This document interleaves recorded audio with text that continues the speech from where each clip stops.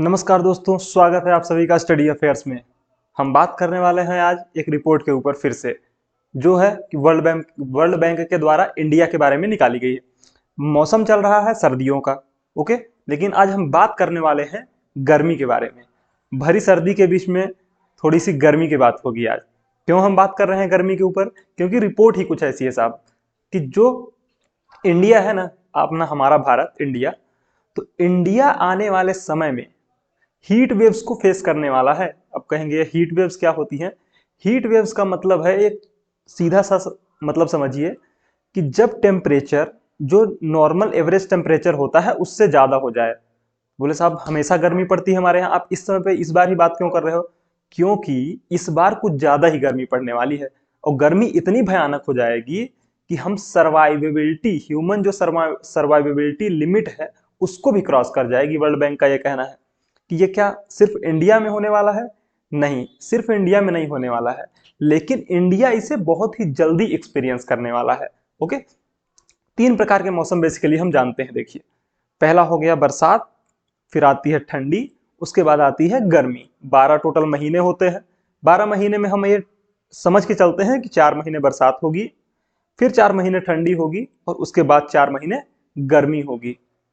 लेकिन हो क्या रहा है, ये जो 4 महीने का पूरा टर्म है ना, वो थोड़ा सा चेंज होता जा रहा है।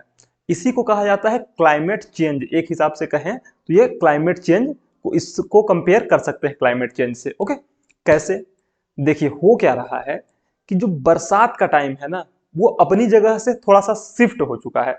माना यह जाता है कि मेनली जुलाई से बरसात स्टार्ट हो जाती है, जुलाई से बरसात स्टार्ट हो जाती है। लेकिन हो क्या रहा है, पिछले कुछ वर्षों से, 3 या 4 5 वर्षों को अगर हम देखें तो ये ज्यादा चीजें एकदम साफ साफ स्पष्ट तरीके से दिखाई दे रही हैं और हमें पता चल रही है क्या हो रहा है कि जो गर्मी है ना, गर्मी 4 महीने से ज्यादा दिनों तक रह रही है। मतलब ये है कि गर्मी फरवरी के एंड, लगभग फरवरी के मिड से स्टार्ट हो जाती है और उधर जुलाई तक पहुंच जाती है। जुलाई तक गर्मी रहती है, जबकि ऐसा होना नहीं चाहिए। तो इसको कहा जा रहा है कि अब लू का प्रकोप जो है ना, हीट वेव्स जो है वो बढ़ने वाली है इंडिया में। बहुत ही जल्दी India is soon to suffer heat waves that break human survivability limit, ये वर्ल्ड बैंक की रिपोर्ट में कहा गया है। अब इसके परिणाम क्या होंगे उसके बारे में भी हम बहुत ही डिटेल में आगे बात करने वाले हैं। ओके, लेकिन आप समझिए climate investment opportunities in India cooling sector. इस रिपोर्ट में यह भी कहा गया है कि इसकी वजह से ये जो हीट वेव्स इंडिया में काफी अर्ली जो आने वाली है और आने वाले समय में इससे इंडिया में कूलिंग सेक्टर में अपॉर्चुनिटीज बढ़ने वाली हैं। सब कहोगे आप ये कूलिंग सेक्टर क्या है? एक नया टर्म, एक नया कॉन्सेप्ट निकल के आया है। थोड़ा सा है तो वो पुराना ही, लेकिन अभी हाल ही में सुना जा रहा है इसलिए नया लग रहा है। Space cooling. स्पेस कूलिंग मतलब कि थोड़ा ठंडा करो, पूरे पूरे स्पेस को ठंडा बनाने की कोशिश करो। क्यों? क्योंकि आपको सरवाइव करना है, रहना है।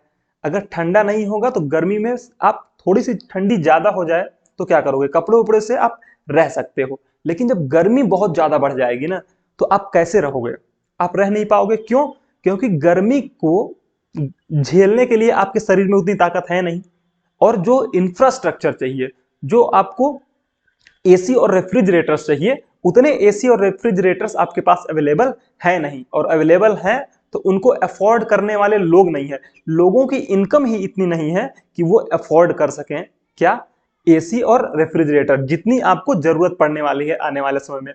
क्योंकि हीट वेव्स बहुत ही जल्दी आपके कंट्री को स्ट्राइक करने वाली हैं। ये वर्ल्ड बैंक के द्वारा कहा गया है। किसके बारे में? इंडिया के बारे में। कहां पे कहा गया है? देखिए, द report was released during the 2-day India climate and development partners meet being organized by the World Bank in partnership with the Kerala government. Kerala government और वर्ल्ड बैंक के साथ पार्टनरशिप में India climate and development partners का meet हुआ। उसमें ये पूरी की पूरी बात विधिवत तरीके से रिपोर्ट निकाल के बताई गई कि इंडिया में क्या कुछ होने वाला है। बात करें हम आने वाले फ्यूचर की, 2050 की, तो आप देख सकते हैं जो पूरा का पूरा लाल निशान दिख रहा है ना, इसकी वजह से ये जो पूरे के पूरे लाल निशान वाला एरिया है, इतने एरिया में वर्किंग आवर्स बहुत ही तेजी से घटने वाले हैं। आप कहोगे सर ये वर्किंग आवर्स कैसे घटेंगे? अरे आप बात को समझो कि अगर हम जो ह्यूमन सर्वाइवेबिलिटी है वो लिमिट को क्रॉस कर जाएगी तो जब यहाँ पे रहने की ही दिक्कत है तो काम कैसे करेगा बंदा। 7 बजे, आप गर्मी का मौसम को ध्यान करो, सुबह 7 बजे क्या होता है, 7 बजे से एकदम ऐसा लगता है जैसे 12 बज रहा हो, ठंडी का 12 और गर्मी का 7 एक बराबर हो जाता है। बहुत ही भयानक तरीके की गर्मी होती है। और उस समय पे अगर कोई किसी को आप कहिए कि वो फील्ड में निकल के 11 बजे 12 बजे के समय में काम करे तो बहुत ही मुश्किल काम हो जाता है करना वहां पे। तो इसकी वजह से वर्ल्ड बैंक का ये अनुमान है कि आने वाले समय में जॉब की जो अपॉर्चुनिटीज है, मतलब जॉब बहुत ही ज्यादा लोगों की जॉब रिस्क पे है, लोगों की जॉब जा सकती है। और साथ ही साथ इंडिया में वर्किंग आवर्स भी बहुत ज्यादा घटने वाला है। इससे क्या होगा, वर्किंग आवर्स के घटने से सीधा सा सीधा इंपैक्ट आप समझिए ना इंडस्ट्री पे पड़ेगा। क्या, क्योंकि इंडस्ट्री को लेबर्स नहीं मिलेंगे, इंडस्ट्री को काम करने वाले लोग नहीं मिलेंगे। उससे क्या होगा, उससे प्रोडक्शन घट जाएगा। प्रोडक्शन घटेगा तो क्या होगा, जब प्रोडक्शन घटता है तो किसी भी कंट्री का जीडीपी अनुमान या फिर जीडीपी की ग्रोथ जो होती है वो घट जाती है। तो अल्टीमेटली नुकसान जीडीपी का होने वाला है, पूरे कंट्री का होने वाला है। इसको देखिए, ये पूरे की पूरी रिपोर्ट जो है ना, मार्च 2022 के बारे में भी क्या कहा गया है कि इस साल का जो मार्च 2022 था वो इंडियाज हॉटेस्ट इन 122 ईयर, पिछले 122 सालों में इतनी ज्यादा भयानक गर्मी नहीं थी जितनी इस बार के मार्च 2022 में थी। ओके, मार्च 2022 में ये पूरा पूरा इंडिया टीवी, इंडिया टुडे और जो भी न्यूज छापने वाले अखबार हैं उन सभी ने कवर किया था इसको। आप ये रिपोर्ट दे सकते हैं। 28 अप्रैल 2022 की ये रिपोर्ट है, ये 2 अप्रैल 2022 की रिपोर्ट है। विधिवत इसमें बताया गया है कि जो पूरा का पूरा मार्च का महीना था, इस बार मार्च के टाइम पे पिछले 122 सालों में जितनी गर्मी भयानक नहीं पड़ी थी, मतलब तापमान हाईएस्ट लेवल पे चला गया था, पीक लेवल पे पहुंच गया था। कहाँ कितना था, राजस्थान के देखिए, राजस्थान में 45.2 डिग्री सेंटीग्रेड बीकानेर में पहुंच गया था। वहीं पे फलौदी, बाड़मेर, यहाँ पे भी 45 को क्रॉस कर गया था। सिर्फ राजस्थान ही नहीं, गुजरात को भी, गुजरात में सुरेंद्रनगर, अहमदाबाद में 44 को क्रॉस कर गया था। बिहार के बक्सर, नवादा को में 44 को क्रॉस कर गया था। ओडिशा और तेलंगाना का भी कुछ हाल ऐसा ही था। तो इस साल जो भयानक तरीके की गर्मी पड़ी है, आने वाले समय में मतलब 2023 में जब गर्मी का मौसम आएगा तो ये बताया जा रहा है कि 2023 में गर्मी और भयानक तरीके की पड़ने वाली है।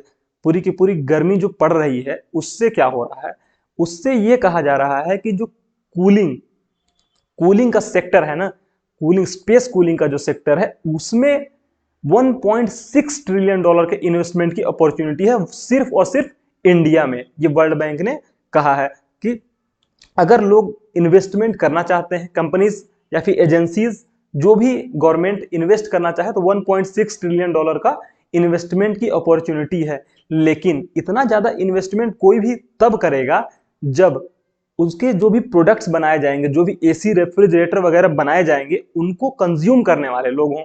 ओके, तो कंज्यूम करने वाले लोग कौन है, हम और आप। तो हम और आप कंज्यूम कब तक करेंगे, जब हमारे पास पैसा होगा। पैसा कब होगा, जब हमारे पास जॉब होगी। इंडिया में और बहुत से पूरे वर्ल्ड में इन्फ्लेशन की वजह से बहुत ही ज्यादा लोगों की जॉब जा चुकी है। ये आज छुपी हुई बात नहीं है, सभी को मालूम है, अच्छे से मालूम है। तो इसकी वजह से क्या हो रहा है कि ये जो 1.6 ट्रिलियन डॉलर के इन्वेस्टमेंट की डिमांड है इंडिया में, अपॉर्चुनिटी है, वहां पे बहुत कम लोग ऐसे हैं जो पैसा लगाने को तैयार है, क्योंकि उनको एक बहुत ही बड़ा स्कोप दिखाई नहीं दे रहा है। साथ ही साथ जो आईपीसीसी है ना, आईपीसीसी ने इंडिया को वार्न किया था। कब, 8 अक्टूबर 2021 को। किस लिए, इन्होंने क्या कहा था कि इंडिया जो है ना वो हीट वेव्स को फेस करने वाला है, ड्रॉट को फेस करने वाला है। ड्रॉट क्या है, सूखा। सूखा मतलब देखिए, पाकिस्तान को आप देखिए, पाकिस्तान इस समय किस चीज को फेस कर रहा है, बाढ़ को फेस कर रहा है। वहां पे बाढ़ हुई, आया हुआ है, बाढ़ से इतनी ज्यादा तबाही मची हुई है कि कुछ कहा नहीं जा सकता। बहुत ही ज्यादा तबाही बाढ़ से वहां पे मची हुई है। लेकिन बहुत ज्यादा, मतलब आप वहां पे आलू, प्याज, इन सभी सब्जियों के दाम देखिए, 400 रुपए केजी, 500 रुपए केजी। गैस के प्राइसेस तो पूछिए ही मत, हर चीज का किल्लत है। बहुत ही ज्यादा प्राइसेस के दाम बढ़ चुके हैं, वहां पे महंगाई बहुत ज्यादा बढ़ चुकी है। तो अगर इंडिया में ये जो ड्रॉट की प्रॉब्लम है, अगर ड्रॉट जैसी कोई प्रॉब्लम होती है, क्रिएट होती है ये हीट वेव्स की वजह से, तो हमें भी ऐसी चीजों का सामना करना पड़ सकता है। ये सभी प्रॉब्लम्स हमें भी फेस करनी पड़ सकती हैं। तो उसके लिए हमें पहले से तैयार रहना होगा। अब देखिए, जो G20 है, जो COP27 की बैठक हुई है, ये सभी चीजें क्लाइमेट चेंज पे इतना ज्यादा बात क्यों कर रही हैं? क्योंकि पूरे वर्ल्ड लेवल पे अगर 0.5 डिग्री सेल्सियस, पूरे जो ग्लोब है, जो पृथ्वी है, पृथ्वी का अगर 0.5 सेंटीग्रेड भी टेम्परेचर, एवरेज टेम्परेचर अगर इंक्रीज हो जाता है ना, तो आप समझिए कि हमारे देश में या फिर पूरे वर्ल्ड में उसका बहुत बड़ा इंपैक्ट दिखाई देता है। इसी वजह से आप देखेंगे कि क्या हो रहा है, जो गर्मियों का जो टाइमिंग है गर्मी का, वो बढ़ चुका है। लगभग अब गर्मी ऑन एन एवरेज 5 से 5.5 महीने तक होती है। वहीं पे जो ठंडी और बरसात का टाइम है, बरसात का टाइम अनलाइक हो गया है। कब बरसात होगी कुछ फिक्स नहीं है, और जो ठंडी का टाइम है वो घट चुका है। तो इस वजह से हमेशा जो आप वेस्टर्न वर्ल्ड देखेंगे, जो विकसित देश हैं, वो क्लाइमेट चेंज को लेकर के इतना ज्यादा, बहुत ही ज्यादा, मतलब क्लाइमेट चेंज उनके लिए बहुत बड़ा कंसर्न है, एक बहुत बड़ा इशू है, बहुत बड़ा मुद्दा है। सरकारें बदल जाती है क्लाइमेट चेंज के इशू को लेकर के वहां पे। तो इन सभी चीजों को ठीक करने के लिए क्या हुआ है कि अभी हाल ही में जीरो कार्बन एमिशन की जो बात कही गई है, उसमें आगे आगे सभी कंट्रीज धीरे धीरे बढ़ रही हैं, लेकिन जिस तेजी से काम होना चाहिए उस तेजी से काम हो नहीं पा रहा है। साथ ही साथ क्या बताया गया है, देखिए 2021 8 जुलाई की ये रिपोर्ट है कि over 7 lakh yearly death in India link to the abnormal temperatures. मतलब कि भारत में 7 लाख से ज्यादा लोगों की डेथ, लोगों की मृत्यु हो जाती है। ओके, किस वजह से? एबनॉर्मल टेम्परेचर की वजह से। कहीं पे बहुत ज्यादा टेम्परेचर है तो कहीं पे बहुत कम टेम्परेचर है। बहुत ज्यादा टेम्परेचर वाले लोग भी नहीं झेल पा रहे हैं, बहुत कम टेम्परेचर वाले लोग भी नहीं झेल पा रहे हैं। हाँ, अगर बहुत ज्यादा टेम्परेचर हो गया तो आपको एसी, रेफ्रिजरेटर्स, इन सभी चीजों की जरूरत पड़ने वाली है। आपके पास वो बेसिक नीड जो है वो तक पूरी करने की पैसे नहीं है, तो आप एसी रेफ्रिजरेटर को कैसे अफोर्ड करेंगे? वो लोग जो झुग्गी झुपड़ियों में रह रहे हैं, वो लोग जो सड़कों पे, फुटपाथ पे रह रहे हैं, वो कैसे अफोर्ड करेंगे? एक ग्लोबल मैनेजमेंट कंसल्टिंग फर्म है मैकेंजी एंड कंपनी, उसने क्या बताया है कि आने वाले समय में सिर्फ और सिर्फ हीट और ह्यूमिडिटी, मतलब टेम्परेचर बढ़ने की वजह से और ह्यूमिडिटी की वजह से 4.5% ऑफ इंडियाज जीडीपी, मतलब लगभग यूएस डॉलर में बात करें तो 150 से 250 बिलियन यूएस डॉलर तक की जीडीपी रिस्क पे है इस आने वाले 2030 तक, इस डिकेड में। ओके, रिस्क पे क्यों है? क्योंकि जॉब अपॉर्चुनिटी, जॉब जो है लोगों की वो जाने वाली है और प्रोडक्शन घटने वाला है, सिर्फ और सिर्फ हीट राइजिंग की वजह से, टेम्परेचर बढ़ जाने की वजह से। सिर्फ इतना ही नहीं, जॉब लॉसेस की बात हो रही है कि 34 million job losses due to the severe heat waves by 2030। ये वर्ल्ड बैंक के रिपोर्ट में कहा गया है विधिवत कि आने वाले समय में इंडिया में 2030 तक 34 million, India to report 34 million job losses due to severe heat waves by 2030। Okay, तो इतना बड़ा नुकसान हमें सिर्फ और सिर्फ टेम्परेचर बढ़ने की वजह से झेलना पड़ सकता है। ये टेम्परेचर आखिर इतना ज्यादा बढ़ क्यों रहा है? आप इसके बारे में भी सोच ही रहे होंगे कि आखिर ये टेम्परेचर साला रुकता क्यों नहीं है यार। वो एक है ना कि ये दुख है, खत्म का है नहीं होता बे। तो उसी तरह से ये टेम्परेचर बढ़ता ही जाता है, घटता क्यों नहीं है बे? इसके जिम्मेदार भी हम ही हैं, हम और आप समझिए कि जब हम नेचर के साथ खिलवाड़ करेंगे तो नेचर हमसे एकदम आराम से, प्यार से, मोहब्बत से थोड़ी सी कुछ चीजें ले लेगा, और वो चीज क्या है? हमारी जान। ओह हाँ, बिल्कुल सही सोच रहे हैं आप कि अगर हमने नेचर के साथ खिलवाड़ किया, हमने कैसे नेचर के साथ खिलवाड़ किया? हमने ऐसे नेचर के साथ खिलवाड़ किया कि पहले कितना ज्यादा जंगल हुआ करते थे, आपको याद होगा, और अब देख लीजिए हमने कितने जंगलों को काटा। काटा ही नहीं, बल्कि इस तरीके से काटा कि लगभग लगभग बड़े बड़े जंगल खत्म हो गए, तबाह हो गए, पूरी तरीके से बर्बाद कर दिए गए। और हमने बनाई बहुत बड़ी बड़ी बिल्डिंगें, बहुत बड़े बड़े घर मकान, बहुत बड़े बड़े स्टेच्यूज बना डाले हमने उनमें। ओके, साथ ही साथ जो number of vehicles continuously increase हो रहे हैं उनको भी ध्यान में रखिए। वो भी एक बहुत बड़ा कारण है, क्योंकि उनकी वजह से जो पोल्यूशन होता है वो जाता है एनवायरमेंट में, और उसकी वजह से एनवायरमेंट का टेम्परेचर इंक्रीज होता है। क्लोरोफ्लोरोकार्बन जो भी सीएफसी है, वो गैसेस जो हैं, जो टेम्परेचर को इंक्रीज करने वाली गैसेस हैं, वो जब जाती हैं एनवायरमेंट में तो उससे टेम्परेचर इंक्रीज होता है। तो इन सभी चीजों के जिम्मेदार भी हम ही हैं, और उसका जो इम्पैक्ट है वो भी हमारे ऊपर ही पड़ने वाला है। और इसमें अगर हम जीना चाहते हैं, आने वाले समय में अपनी आने वाली पीढ़ियों को एक अच्छी धरती देना चाहते हैं, गिफ्ट करना चाहते हैं कुछ, तो हमें चाहिए कि इस पर जल्दी से जल्दी हम एक्शन लें, कदम उठाए जाएं, और जो टेम्परेचर बढ़ रहा है एटलीस्ट हम ये करें कि उसको बढ़ने से रोक लें। उतने पे ही, जितने पे है उतने पे ही रोक लें, तो भी हमारे लिए एक बहुत बड़ी उपलब्धि होगी कि हाँ, हमने कुछ किया है। उस बढ़ते हुए टेम्परेचर को रोक के उतने पे ही रखना जहां पे है, ये भी एक बहुत बड़ी उपलब्धि होगी। आप उसको कम करने की बात तो बहुत दूर की है, उसको बारे में अभी सोचिए ही मत। अभी सिर्फ ये सोचिए कि जहां पे है वहां पे रोका जा सके, इतना ही नहीं।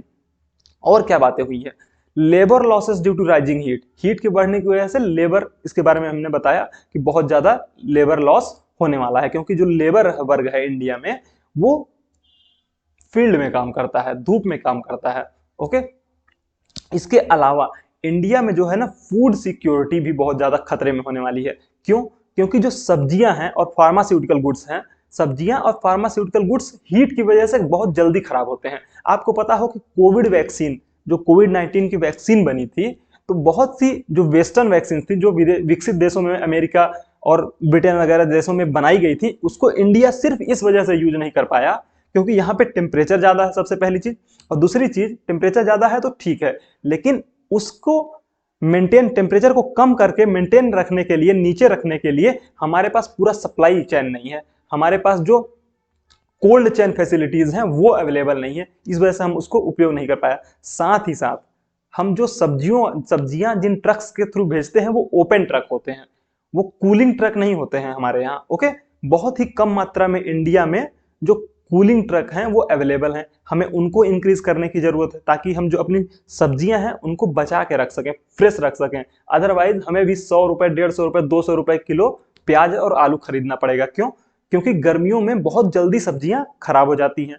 एक जगह पे दूसरी जगह ट्रांसपोर्ट करते हुए जब हम ऊपर से नीचे कोई भी सामान लेकर के आएंगे तो वो रास्ते में ही खराब हो जाएंगी। ओके, उसके बाद क्या कहा गया कि इंडिया जो है ना, इंडिया की कंट्री के 2/3 of the population live in less than $2 per day, मतलब कि $2 पर डे से कम कमाने वाले इंडिया की पॉपुलेशन 2/3 है इंडिया की टोटल पॉपुलेशन के। यहाँ पे जो पैसे रुपए को लेकर के एक अनिश्चितता है, साथ ही साथ जो डिफरेंस है ना वो बहुत ज्यादा है, गरीब बहुत ज्यादा गरीब है और अमीर बहुत ज्यादा अमीर है, इक्वली डिस्ट्रीब्यूटेड नहीं है पैसा, और उसका भी इम्पैक्ट हमें देखने को मिलने वाला है।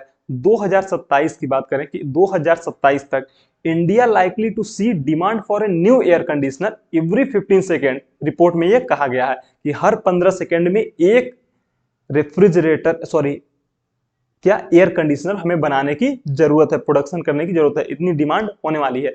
लेकिन क्या उसको खरीदने के लिए लोगों के पास उतना पैसा होगा, ये एक बहुत बड़ा सवाल है जिसके ऊपर हमें विचार करने की जरूरत है।